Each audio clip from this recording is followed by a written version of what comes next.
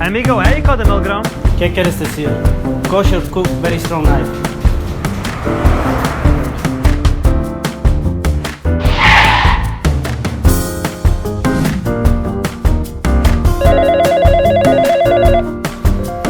Hallo, Ja, was testen? was heißt? Nu, mit dem Messer. Meine Frau ist schon. Schieb, you know. Ist das scharf? Ai, wie ist der Chef? Hallo, Kosher Cook?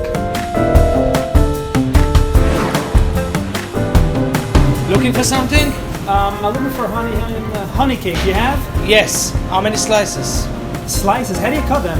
With Kosher Cook.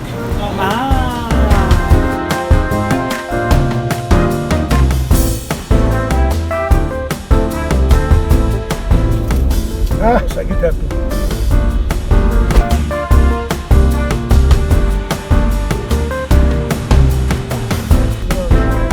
Nog een, neem eens nog dat Kosher Cook. Ja, wat?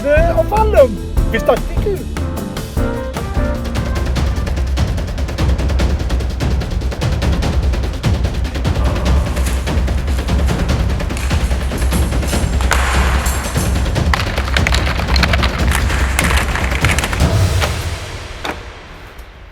Wine, du dich viel auch hat?